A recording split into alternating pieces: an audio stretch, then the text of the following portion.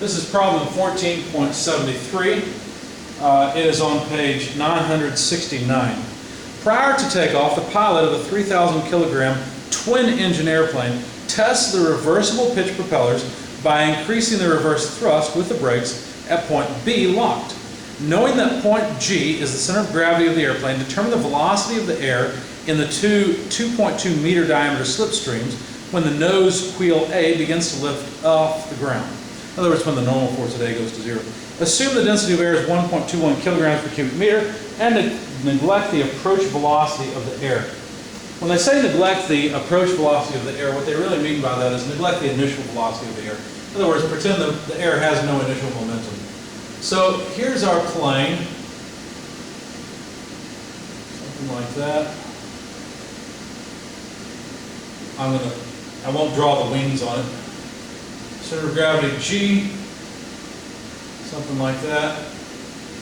Wheel fore and aft of G, as would be necessary for maintaining any kind of balance on the runway. The normal force at B would be straight up. Of course, there's a brake force, but they didn't ask for it, so I'm not concerned about the brake force. The normal force at A is 0. If the nose is just starting to lift, then the normal force at A would be 0. They told us there's a 2.8 meter spacing, though we don't really need it, between A and G. And here's the one we really want. The spacing between G and B is 0.3 meters. Now the propellers, I can't show you both on both sides of the plane, but it should probably be bigger than that, something like this. So on one side, there's a slipstream of air. If you know anything about Bernoulli's equation, you understand that while the propellers push the air comes in because of atmospheric pressure on the outside. The fact that the velocity of the air has increased. Anyway, the slipstream diameter is 2.2 meters diameter. And this is just one of the slipstreams. There's two on either side, on either wing. Okay? Now the center of that slipstream is 1.6 meters above ground.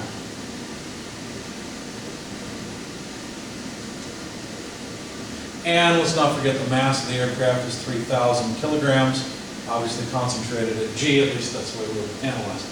The density of the air is 1.21 kilograms per cubic meter. Basically, we are to neglect the approach velocity, the initial velocity, and find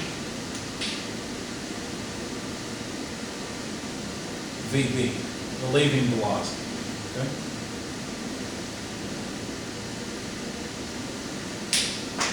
The first thing I decided to do was to sum moments about point B, taking counterclockwise as positive. Because I don't care about the brake force at B and I don't care about the normal force at B. That's not what I was asked to find. What I want is the thrust.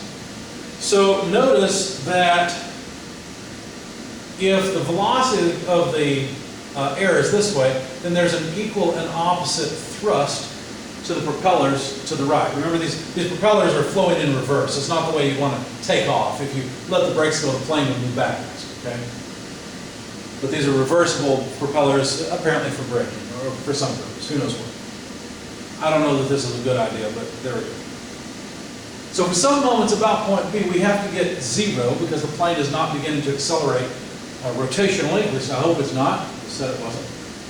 So we've got a force here, mg, acting downward. And that means that we must have some mg times 0.3 meters, a counterclockwise moment due to mg.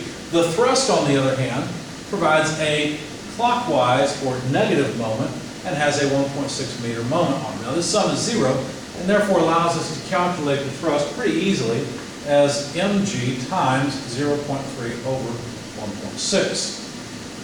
So that's 3,000 kilograms times 9.81 meters per second squared times 0.3 over 1.6. Therefore, the thrust is equal to 5,518.125 newtons. Now be careful, that's the total thrust from both engines. So let's call that T, the total thrust. Okay?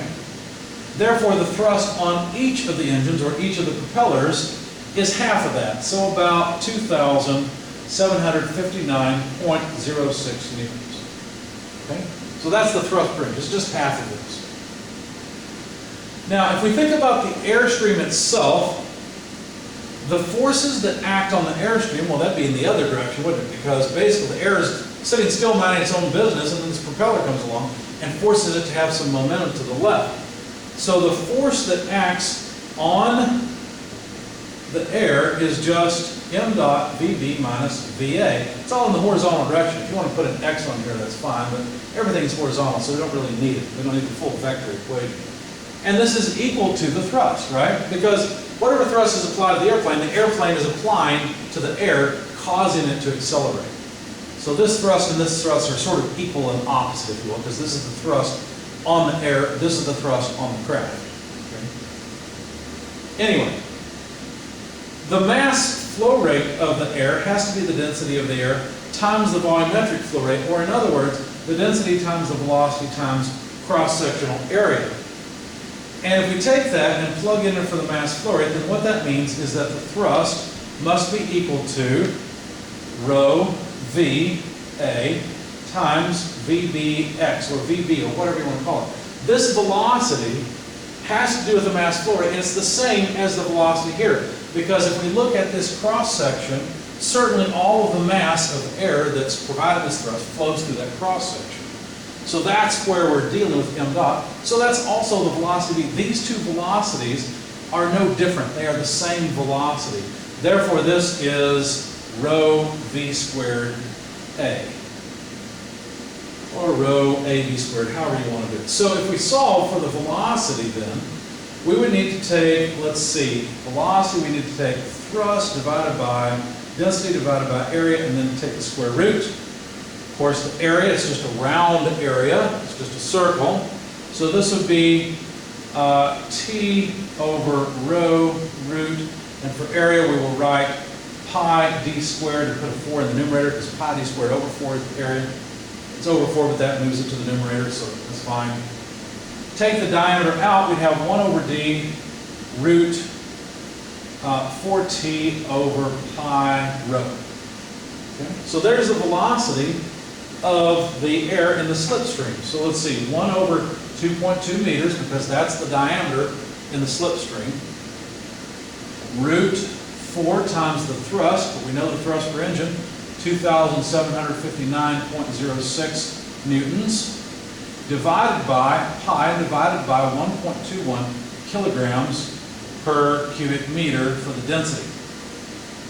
Now we can plug all this into a calculator. As a matter of fact, you get 24.49. But what are the units? Well, let's see. We've got 1 over meters from this, and we've got square root of newtons, but a newton is a kilogram meter per second squared. That's the numerator, divided by a kilogram per cubic meter. Okay.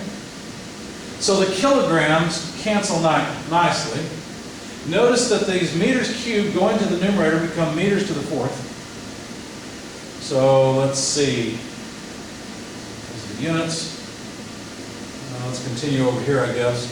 1 over meters, root, meters to the fourth per second squared. So sure enough, that would be 1 over meters, meters squared per second, or in other words, meters per second. So our velocity is in fact in meters per second, and we can figure out that the velocity at v, which we were asked to find, is let's call that 5 meters per second.